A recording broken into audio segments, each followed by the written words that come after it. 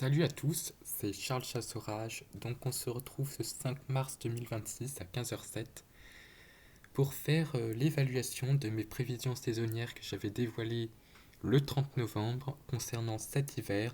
Et puis on va regarder un petit peu ce qu'il est du temps actuel qui est assez mou.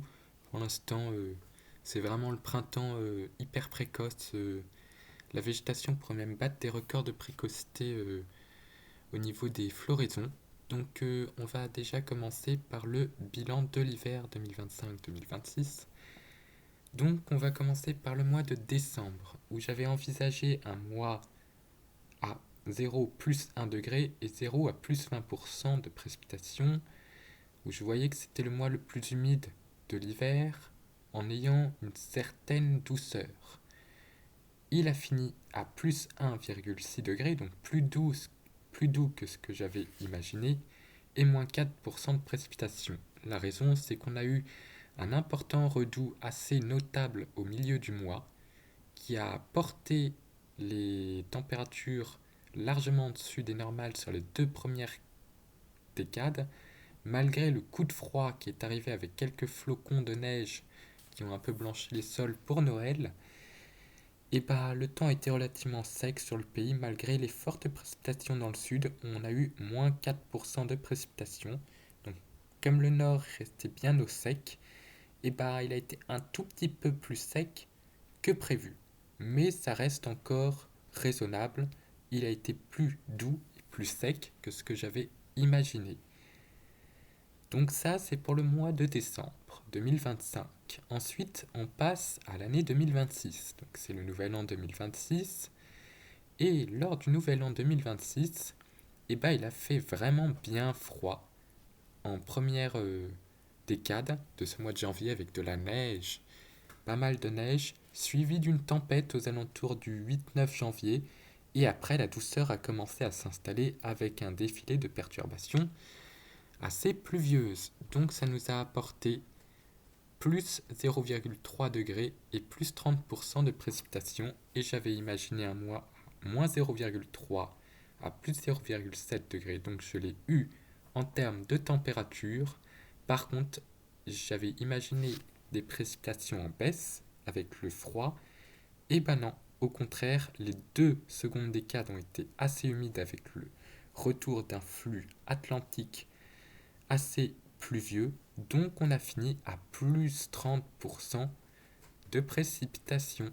Donc il a été plus humide, mais je l'ai eu au niveau des températures, il a parfaitement fini dans ma tranche. Donc voilà ce qu'il en est pour le mois de janvier 2026. Un mois qui a commencé dans le froid avec de la neige, des températures bien froides, puis la tempête Goretti a tranché le mois en deux et a ramené ensuite de l'air de plus en plus doux. Et puis ensuite, c'est le redout atlantique, puisque le froid présent sur l'Europe du Nord n'a jamais réussi à descendre sur notre pays. Donc on a été sous l'influence du zonal jusqu'à la fin du mois. Mais le mois de janvier a gardé des anomalies raisonnables. Par contre, pour février, c'est une autre histoire. C'est le flux zonal qui l'a emporté quasiment tout le mois, avec seulement un petit rafraîchissement très bref des températures, seulement sur le nord et l'est, hein. Donc un très très bref rafraîchissement. Donc les températures ont été vraiment assez douces, hein. Donc au niveau des températures, on a eu une première décade douce et particulièrement humide avec des dépressions à répétition, on en avait une par jour, avec des tempêtes sur le sud de la France. On a eu presque des températures de saison aux alentours de la mi-février, mais à la mi-février, on avait encore un petit peu de douceur justement à la Saint-Valentin dans la partie sud de la France. Donc malgré un flux de nord qu'on a eu avec un vent de nord assez vif, et ben les températures étaient quand même douces dans la partie sud, un peu plus froid dans le nord, et puis ensuite le redout est arrivé tout de suite le lendemain. Donc au niveau de l'indicateur thermique, il n'est jamais descendu en dessous des normales de saison, avec quelques petits flocons à la mi-février.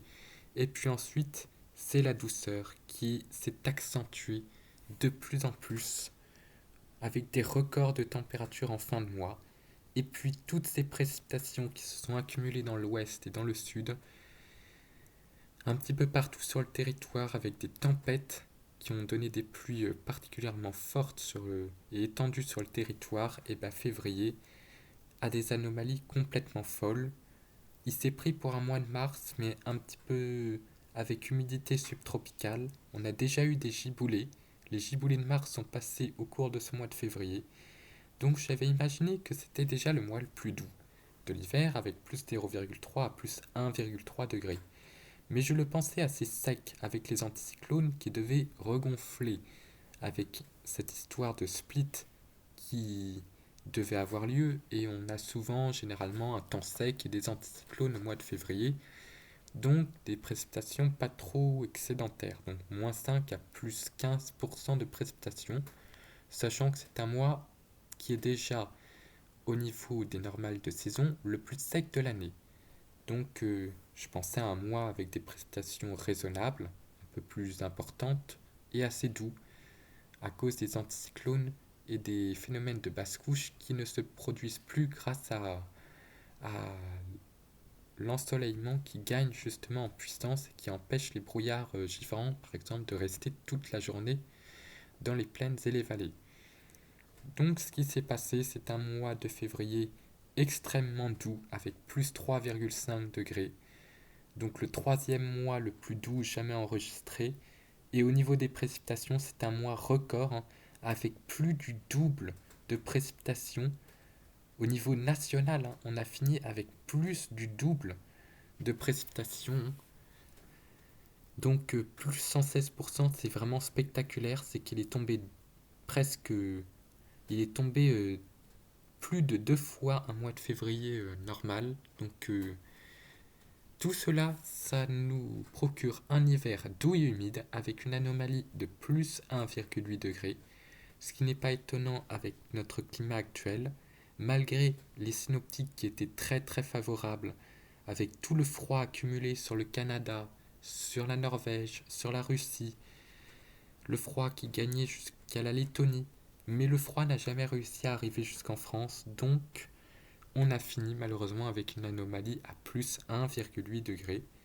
Et ce mois de février, avec ce défilé de perturbations vraiment exceptionnel, on a eu un nombre record de dépressions, avec une anomalie d'abord de basse pression sur l'ensemble de l'hiver qui atteint 9 hectopascales en moins, c'est-à-dire que la pression moyenne sur la France est de 1004 hectopascales pour l'ensemble de l'hiver, ce qui veut dire que les dépressions ont largement dominé par rapport aux anticyclones, alors qu'il y a d'autres hivers, comme le 2021-2022 ou 2022-2023 surtout, c'est les anticyclones qui avaient vraiment le dessus sur les dépressions. Et bah là, en météo, bah les choses finissent toujours par changer un jour. Là, c'est vraiment les dépressions. Toutes les dépressions n'ont pas été particulièrement venteuses, hein. Elles ont été surtout très très pluvieuses avec des précipitations vraiment impressionnantes sur certains secteurs avec des crues exceptionnelles, hein. Donc au vu de cet hiver doux et humide, les nappes phréatiques en fin d'hiver se sont bien rechargées avec des sols bien humides. C'est pour ça que le printemps, ça fait du bien, puisque les sols sont quand même saturés, c'est-à-dire que si on a de nouveau des perturbations, et on va peut-être voir ça tout à l'heure, et bah ça va pas être génial puisque les sols sont encore à fleur d'eau. Même si ça sèche en surface, l'eau est encore bien importante, les nappes ont bien pu se recharger, et tant mieux pour l'été à venir, puisqu'on n'aura pas de sécheresse de profondeur, puisqu'on peut très bien avoir une sécheresse de surface. Donc ce que j'en pense de cet hiver, moi au niveau local, c'est un hiver assez variable, avec au début du mois de décembre un temps assez froid, avec les feuilles qui finissaient de tomber. Puis ensuite on a eu une douceur de type printanière, une énorme douceur, quand les feuilles ont fini de tomber avec le vent de sud. On avait vu le vent de sud. Ensuite il a plu vers le 20 décembre. Puis ensuite ce qui est génial, c'est qu'il y a eu de la neige pour les fêtes de Noël, un temps de plus en plus froid et hivernal.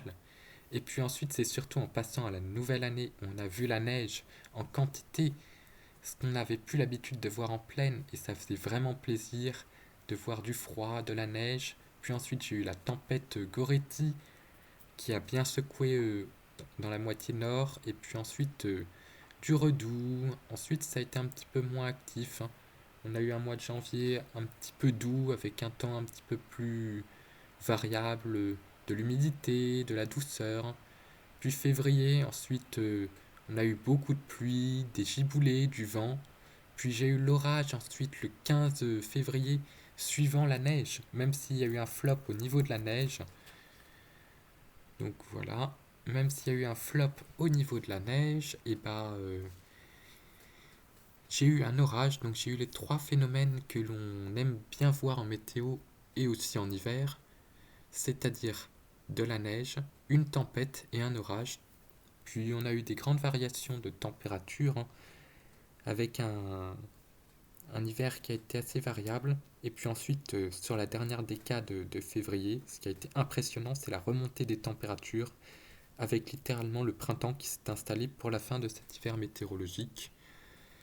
Donc pour cet hiver météorologique, j'aurais enregistré une température minimale de moins 5,7 degrés et maximale, c'est-à-dire en fin d'hiver, pour les derniers jours de février avec 20,3 degrés. Donc une amplitude de température de 25 degrés environ entre la plus basse température et la plus haute. Donc voilà pour ce qu'il est du mois de l'ensemble plutôt des mois de décembre, janvier et février. Donc février, j'avais eu une température de moins 3,2 et de 20,3 degrés. Donc un mois de février très variable. De toute façon, c'est le mois des extrêmes. Donc voilà pour ce qu'il est du bilan de l'hiver. Un hiver que j'estime variable et quand même assez intéressant par moment, même si certaines périodes ont été un petit peu lassantes quand il pleut, avec de la pluie tous les jours, sans avoir de grands vents, ni de phénomènes intéressants à se mettre sous la dent. Mais dans l'ensemble, je vais considérer l'hiver comme acceptable si je devais répondre à un sondage météo. Pour ce qui est de mon secteur, c'est-à-dire en Seine-et-Marne, ce ressenti de l'hiver peut être bien différent selon les secteurs. Donc ça, c'est le bilan de l'hiver. Maintenant, depuis 5 jours, nous sommes au printemps météorologique. Et là, je vais vous emmener sur Météo Ciel. Et on va regarder ce qu'il en est du temps actuel. Donc avec Météo Ciel. Voilà. Je vais sortir aussi la vigilance. En même temps. Donc là, en ce moment, on a le sable qui remonte du Sahara et qui est en train de nous voiler le ciel et le soleil. Mais par contre, les températures, regardez-moi ça, c'est le printemps, hein, depuis quelques jours. On a eu une petite baisse le 28 février et le 1er mars, mais sinon depuis fin février, c'est le printemps et on a même plus de gelée le matin. Pour vous dire, regardez, on commence à atteindre les 20, donc 27, ça c'est pas bon, mais on a 19, 20 degrés, 18 déjà en Île-de-France, hein. Même sur la côte d'Opale, on a 17-18 degrés, donc c'est vraiment une ambiance très très printanière. Par contre, pour ceux qui veulent se baigner, ils ont intérêt à être très courageux puisqu'on est en sortie d'hiver et l'eau est à seulement 9-10 degrés sur les côtes de la Manche, donc c'est pas encore réservé à tout le monde, uniquement pour les plus courageux qui adorent l'eau froide. Donc voilà, le temps qui est particulièrement printanier, les vents assez faibles. Voilà, on a quelques rafales localement. Moi, j'ai même pas 30 km/h. Donc ça veut dire qu'il n'y a vraiment pas beaucoup de vent, hein. Et puis ensuite, je vais vous emmener sur les modèles. Et là, ça devient intéressant puisque là, on voit ces centres d'action avec ce flux de sud qui continue à nous envoyer une masse d'air printanière et du sable. Et puis ensuite, on a une petite coup de froid ici qui va peut-être faire remonter un peu d'instabilité. Mais c'est surtout après le 10 qu'on surveille peut-être, si ça veut bien se produire, une reprise d'un flux océanique. Au niveau des gelées, au moins, tant mieux, puisque si on a un flux océanique, on aura de l'agitation, mais pas un risque de gelée, puisque maintenant ce qu'on surveille, et ce qui nous stresse un petit peu, c'est les risques de gelée printanières, puisqu'elles peuvent être destructrices pour la végétation si elles sont trop fortes. Et même au bout d'un moment, même si elles ne sont pas fortes, elles peuvent abîmer la végétation. Donc GFS, lui, voit pareil, une reprise d'un courant de jet sur l'Atlantique à partir du 10 mars, donc plutôt du 15, 13, 14 mars. On voit qu'il s'énerve un peu sur le flux océanique là. Donc, ce qui veut dire que l'hiver n'est pas tout à fait fini, hein. Il peut encore y avoir des petits sursauts, hein, parce qu'on a encore un bon vortex polaire troposphérique bien concentré sur le sud du Groenland, hein. Donc ça pourrait peut-être nous relancer un flot océanique. Après, il voit une dépression. Tout ce qu'il faut espérer, c'est que ça ne rabatte pas l'air froid anticyclonique vers la France, parce que là, on aurait des gelées de printemps et arrivé un 21 mars, vu toute la douceur qu'on a, la végétation ne tolérerait pas vraiment d'avoir du gel, surtout que le printemps sera vraiment arrivé, donc c'est plus trop le moment. C'était avant qu'il fallait avoir du froid, pas maintenant. Donc voilà pour la situation météorologique du moment. Et puis au niveau de la vigilance, bah, on a quelques petites vigilances en ce moment.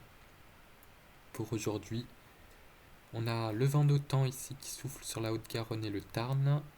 On a des pluies inondations ici sur le sud-est, Pyrénées-Orientales, Aude et Hérault. Et puis on a toujours le risque d'avalanche sur certains massifs, même seulement sur les Pyrénées-Orientales parce qu'on va avoir beaucoup de neige et du vent. Et puis au niveau des crues, ça se résorbe, hein. Encore quelques petites crues ici. Donc grâce à cette accalmie très printanière, ça fait vraiment du bien au niveau des inondations, puisque ça a fait quand même d'importants dégâts, hein. Donc là, ils maintiennent les avalanches, les crues, on les a déjà vues, les pluies inondations toujours sur les trois départements, et le risque vent violent toujours sur les deux départements. Donc la carte n'évolue pas du tout entre les deux journées. Donc voilà pour ce point météo un petit peu plus long que d'habitude. Donc maintenant nous sommes au printemps météorologique, et puis on va surveiller le temps un petit peu à distance, puisque en ce moment c'est pas très intéressant à part le printemps. Je vous ferai peut-être des lives coucher de soleil ou suivi de la végétation, mais en ce moment c'est assez les vacances, en tout cas au niveau de la météo, qui est au repos.